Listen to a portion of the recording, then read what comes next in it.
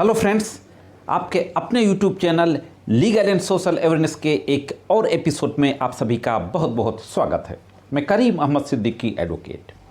आप सभी को पता है कि दिल्ली के मुख्यमंत्री, आम आदमी पार्टी के नेशनल कन्वीनर पिछले कई दिनों से जेल में बंद हैं। आज के इस एपिसोड में हम अरविंद केजरीवाल की गिरफ्तारी से लेकर के और अभी पिछले दिनों 15 अप्रैल को जो सुप्रीम कोर्ट में डेट थी, उस दिन तक की संपूर्ण कार्रवाई के बारे में बातचीत करेंगे। उनकी अरेस्ट के बाद से जो घटनाक्रम हुए और स्पेशल कोर्ट है जो राउज एवेन्यू कोर्ट दिल्ली की, जो पीएमएलए एक्ट के तहत जो स्पेशल कोर्ट बनाई गई है, वहाँ से लेकर के दिल्ली हाई कोर्ट और सुप्रीम कोर्ट, सब जगह पर अभी तक क्या क्या लीगल कार्रवाई हुई, क्या लीगल अपडेट है, इन सारी बातों के बारे में आज बहुत ही ब्रीफ में बातचीत करने जा रहा हूं। तो बहुत ही महत्वपूर्ण जानकारी है, जुड़े रहे आखिरी तक। देखते हैं कि इन संबंध में संपूर्ण जानकारी क्या है। जैसा कि आप सभी को पता है कि 21 मार्च 2024 को जो इन्फोर्समेंट डायरेक्टरेट है, उस इन्फोर्समेंट डायरेक्टरेट ने पीएमएलए एक्ट के तहत, prevention of money laundering act, इसके तहत दिल्ली के मुख्यमंत्री, आम आदमी पार्टी के नेशनल कन्वीनर अरविंद केजरीवाल जी को उनके घर से गिरफ्तार करती है। गिरफ्तार करने के बाद, जैसा कि भारत का जो कानून है, क्रिमिनल प्रोसीजर कोड, उसके तहत किसी भी व्यक्ति को किसी भी एजेंसी के द्वारा गिरफ्तार किया जाए, गिरफ्तारी के 24 आवर्स के अंदर नियरेस्ट मजिस्ट्रेट की कोर्ट में पेश करना होता है। तो एनफोर्समेंट डायरेक्टरेट के द्वारा भी नेक्स्ट डे यानी 22 मार्च को जो पीएमएलए एक्ट की जो स्पेशल कोर्ट है उसके समक्ष पेश किया गया और फिर कस्टडी रिमांड की मांग की गई। जुडिशियल रिमांड क्या होता है और पुलिस कस्टडी रिमांड क्या होता है, इसके बारे में मैंने काफ़ी पहले एक वीडियो बनाया था, आई बटन में उसका लिंक दे दूंगा। आप डिटेल में अगर इसके बारे में जानकारी चाहते हैं तो उस वीडियो को देख सकते हैं। तो एनफोर्समेंट डायरेक्टरेट यानी ईडी के द्वारा कस्टडी रिमांड की जब मांग की जाती है तो 6 दिन का इनिशियली कस्टडी रिमांड ग्रांट कर दिया जाता है। 6 दिन का कस्टडी रिमांड ग्रांट करने के बाद 4 दिन उसको और एक्सटेंड कर दिया जाता है, यानी 1 अप्रैल तक कस्टडी रिमांड को एक्सटेंड कर दिया जाता है। कुल 22 मार्च से लेकर के 1 अप्रैल 2024 तक अरविंद केजरीवाल जी ईडी के कस्टडी रिमांड में रहते हैं।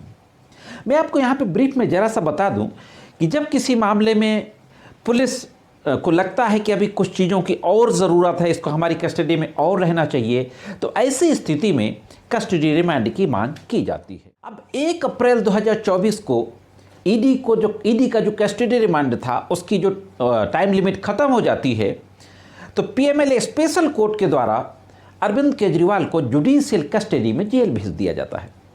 क्रिमिनल प्रोसीजर कोड के तहत जो जुडिशियल रिमांड होता है, वैसे कस्टडी रिमांड में भी मैक्सिमम 15 डेज का ही टाइम होता है, 15 डेज से ज़्यादा कस्टडी रिमांड में नहीं दिया जा सकता। जुडिशियल रिमांड में भी एक बार में 15 डेज से ज़्यादा के लिए जेल नहीं भेजा जा सकता। इसके बाद फिर से उस रिमांड को एक्सटेंड कर सकती है कोर्ट।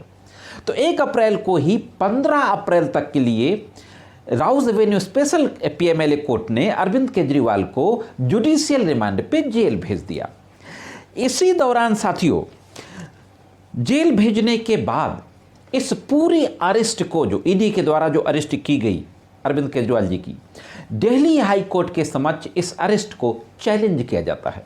मैं यहाँ पे क्लियर कर दूं कि ईडी को जो कस्टडी रिमांड दिया गया था उसको चैलेंज नहीं किया जाता, बल्कि पूरी अरेस्ट को ही इल्लीगल बताते हुए इस अरेस्ट को चैलेंज किया जाता है।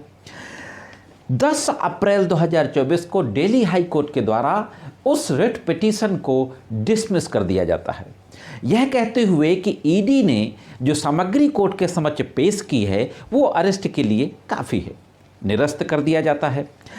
इसके बाद इस मामले में सुप्रीम कोर्ट की तरफ रुख किया जाता है अरविंद केजरीवाल के द्वारा, और सुप्रीम कोर्ट में इस पूरी अरेस्ट को चैलेंज किया जाता है और दिल्ली हाई कोर्ट के आर्डर को चैलेंज किया जाता है, और 15 अप्रैल उसमें सुप्रीम कोर्ट में डेट फिक्स होती है सुनवाई के लिए।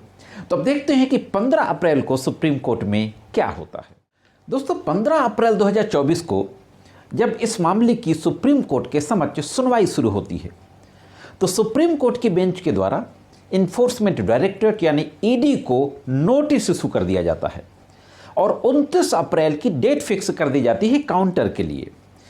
हालांकि ये भी साथ में कहा जाता है कि काउंटर 24 अप्रैल तक फाइल किया जा सकता है और अगर उसका कोई रिजॉइंडर है जिसको अरविंद केजरीवाल की तरफ से दाखिल करना है तो 26 अप्रैल तक रिजॉइंडर भी दाखिल किया जा सकता है। इसके अलावा कोर्ट में जो अरविंद केजरीवाल जी के जो एडवोकेट हैं, सीनियर एडवोकेट सुप्रीम कोर्ट के अभिषेक मनु सिंघवी, उनके द्वारा डेट शॉर्ट करने को लेकर के ज़बरदस्त आर्गूमेंट किया जाता है। कुछ महत्वपूर्ण बातें जो कही जाती हैं, अभिषेक मनु सिंघवी के द्वारा कहा जाता है कि मैं अदालत की अंतर आत्मा को झकझोरने के लिए कुछ तथ्य दिखाना चाहता हूं। हाँ दोस्तों, अदालत की अंतरात्मा को झकझोरने के लिए कुछ फैक्ट पेश करना चाहता हूं, यह कहा जाता है 15 अप्रैल को। और यह कहा जाता है कि यह एक साधारण मामला नहीं है, एक्स्ट्रॉर्डिनरी केस है, एक असामान्य मामला है। याचिकाकर्ता का नाम ना तो ECIR में है और ना ही चार्जशीट में है, ना ECIR और ना ही चार्जशीट, और 8 चार्जशीट सबमिट की जा चुकी हैं इन्फोर्समेंट डायरेक्टरेट के द्वारा, किसी में नाम नहीं है। जो सह अभियुक्तों के बयानों में नाम आया है उनमें से मोर देन 10 बयानों से भी ज़्यादा में नाम ही नहीं है। इसके बाद जो बयान फोर्स करके लिए गए, दबाव बनाकर लिए गए, जो अभियुक्त सह अभियुक्त जो सरकारी गवाह बन गए, इसके बाद उन्होंने उसमें नाम लिया जो विश्वास के लायक नहीं है। साथ ही साथ एक महत्वपूर्ण बात कही जाती है कि मुख्यमंत्री की गिरफ्तारी सिर्फ चुनाव प्रचार को रोकने के मकसद से की गई है, चुनाव प्रचार को रोकने के मकसद से। इस तरीके से आर्गुमेंट करते हुए यह मांग की जाती है कि चुनाव का पहला चरण 19 अप्रैल से शुरू हो रहा है और इस डेट को शॉर्ट कर दिया जाए, जितनी शॉर्ट हो जाए। अभिषेक मनु सिंघवी के द्वारा यह भी कहा जाता है कि हो सके तो 19 अप्रैल इसमें डेट फिक्स कर दी जाए। साथ ही सुप्रीम कोर्ट की बेंच के द्वारा अभिषेक मनु सिंघवी के सबमिशन को मानने से इनकार कर दिया जाता है और 29 अप्रैल ही डेट रखी जाती है। तो अभी तक की पूरी जो घटनाक्रम था अरेस्ट से लेकर के 15 अप्रैल तक का, वह यह था आपके सामने कि क्या क्या हुआ। अब देखते हैं कि आने वाली 29 तारीख को इस मामले में क्या होता है। यहाँ पर मैं ये भी आपको बता दूं कि 15 अप्रैल ही जो जिले की जो राजवैनिक कोर्ट है, PML एक्ट की स्पेशल कोर्ट, वहाँ पे भी डेट फिक्स थी। वहाँ पे जुडिशियल रिमांड को 23 अप्रैल तक के लिए एक्सटेंड कर दिया गया है, यानी 23 अप्रैल तक के लिए फिर से उनको जुडिशियल रिमांड को बढ़ा दिया गया है, वो जेल में ही रहेंगे। तो यह थी दोस्तों अभी तक की अरविंद केजरीवाल जी के केस में संपूर्ण घटनाक्रम की जानकारी। इस जानकारी से आप कहां तक सहमत हैं, कमेंट्स करके ज़रूर बताइएगा। इसी तरीके की और महत्वपूर्ण कानूनी जानकारियों के लिए मेरे यूट्यूब चैनल लीगल और सोशल अवेयरनेस को जरूर सब्सक्राइब करें। मेरे द्वारा वीडियो में जो जानकारी दी जाती है आपको अच्छी लगती हो तो वीडियो को लाइक और शेयर करते रहा करें। आज के इस एपिसोड में सिर्फ इतना ही, मिलते हैं किसी अन्य एपिसोड में कानून की कुछ अन्य जानकारियों के साथ। तब तक कानून की महत्वपूर्ण जानकारियों के लिए देखते रहें लीगल एंड सोशल अवेयरनेस।